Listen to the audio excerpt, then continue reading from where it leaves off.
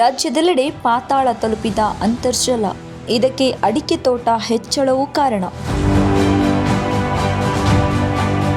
ಹೌದು, ಒಂದು ಕಾಲದಲ್ಲಿ ಕರಾವಳಿ ಮತ್ತು ಅರೆಮಲೆನಾಡಿನ ತಗ್ಗು ಪ್ರದೇಶಗಳಲ್ಲಿ ಮಾತ್ರ ಅಡಿಕೆ ತೋಟಗಳಿದ್ದವು. ಅಡಿಕೆಗೆ ಉತ್ತಮ ಧಾರಣೆ ಬಂದ ಬಳಿಕ ಮಲೆನಾಡು ಮತ್ತು ಕರಾವಳಿಯ ಗುಡ್ಡಗಳನ್ನು ಆವರಿಸಿಕೊಂಡವು. ಅಷ್ಟಕ್ಕೆ ನಿಲ್ಲದೆ ಅರೆಮಲೆನಾಡು ಬಯಲು ಪ್ರದೇಶದ ಒಣ ಭೂಮಿಯನ್ನು ಆಕ್ರಮಿಸಿಕೊಂಡಿದೆ.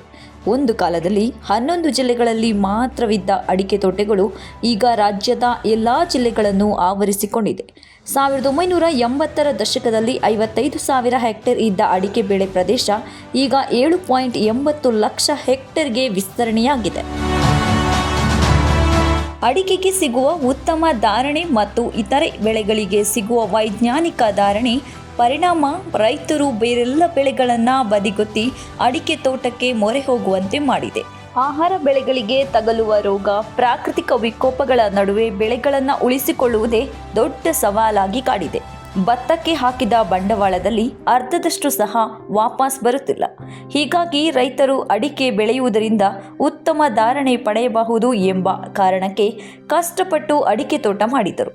ನೈಜ ಸಂಗತಿ ಎಂದರೆ ರಾಜ್ಯದಲ್ಲಿ ರೈತರು ಅಡಿಕೆ ತೋಟ ಮಾಡಿದ ಬಳಿಕವೇ ಅವರ ಆರ್ಥಿಕ ಪರಿಸ್ಥಿತಿ ಉತ್ತಮಗೊಂಡಿದೆ.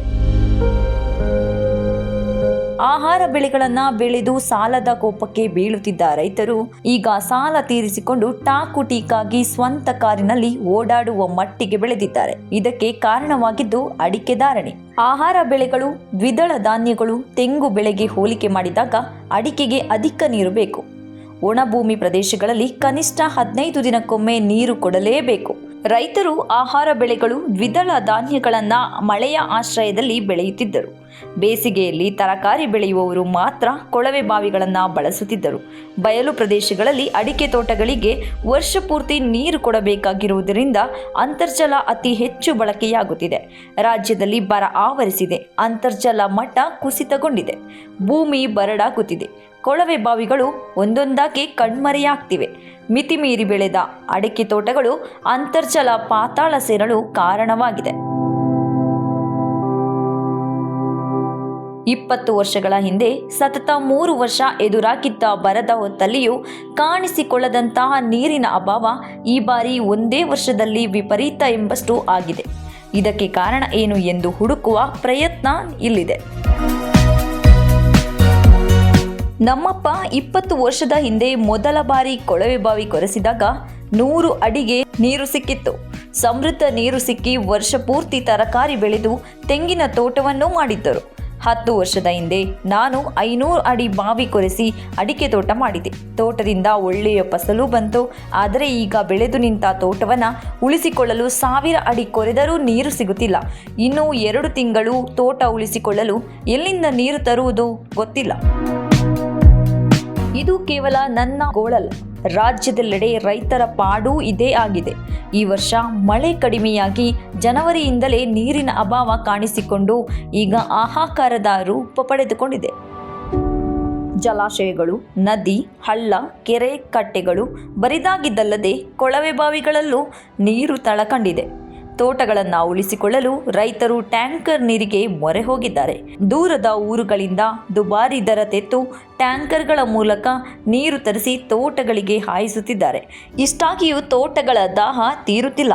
ಒಂದು ಕಾಲದಲ್ಲಿ ರೈತರು 15 ಅಥವಾ 25 ಅಡಿ ಆಳದ ತೆರೆದ ಬಾವಿಗಳನ್ನು ತೋಡಿ ನೆಮ್ಮದಿಯಾಗಿ ವ್ಯವಸಾಯ ಮಾಡುತ್ತಿದ್ದರು. ತೋಟ, ಗದ್ದೆ, ಮನೆ ಮತ್ತು ಇತರೆ ಉದ್ದೇಶಗಳಿಗೆ ನೀರು ಬಳಕೆ ಮಾಡುತ್ತಿದ್ದರು. 1980ರ ದಶಕದ ಅಂತ್ಯದವರೆಗೆ ಇದೇ ಪರಿಸ್ಥಿತಿ ಇತ್ತು. ಬಯಲು ಸೀಮೆಯ ಯುವಕರು ಮತ್ತು ಮಕ್ಕಳು ಬೇಸಿಗೆ ರಜದಲ್ಲಿ ಹಳ್ಳದಲ್ಲಿ ಆಡುವುದು, ಮೀನು ಹಿಡಿಯುವುದು ಸಾಮಾನ್ಯವಾಗಿತ್ತು. ಈಗ ಮಳೆಗಾಲದಲ್ಲೂ ಹಳ್ಳದಲ್ಲೂ ನೀರಿನ ಹರಿವು ನಿಂತೇ ಹೋಗಿದೆ. ಚಳಿಗಾಲಕ್ಕೆ ಮುನ್ನವೇ ಗುಂಡಿ ಗೊಟರುಗಳಲ್ಲಿ ಉಳಿದ ನೀರು ಬತ್ತಿ ಹೋಗುತ್ತದೆ. ಇದಕ್ಕೆ ಕಾರಣ ಅಂತರ್ಜಲ ಕುಸಿದು ಭೂಮಿ ಬಾಯಿ ತೆರೆದು ಕುಳಿತಿರುವುದು.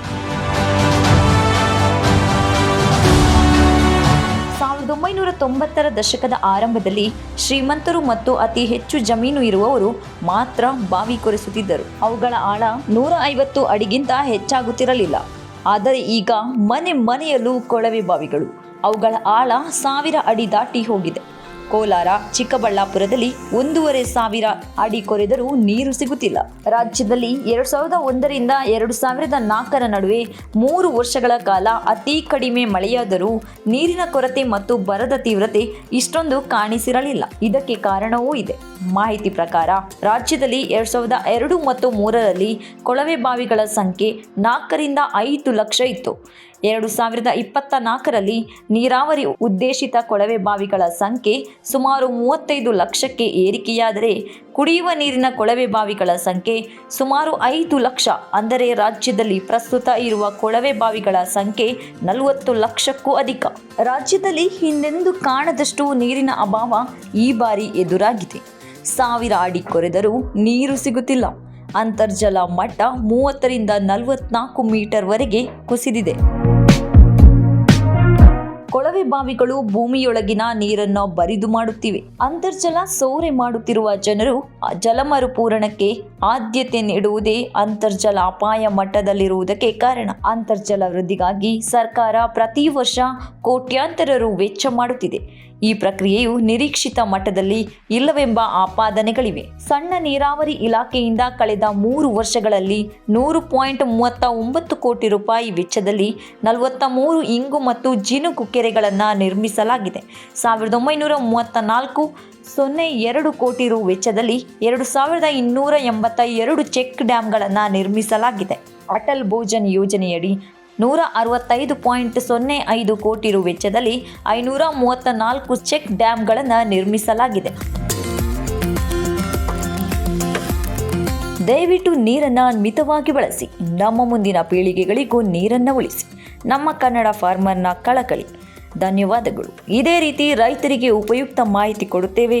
ನಿಮಗೆ ಈ ವಿಡಿಯೋ ಇಷ್ಟ ಆಗಿದ್ದಲ್ಲಿ ಲೈಕ್ ಮಾಡಿ, ಶೇರ್ ಮಾಡಿ, ಸಬ್ಸ್ಕ್ರೈಬ್ ಮಾಡಿ. ಅನ್ನ ಕೊಡುವ ದಾತ ಜೀತ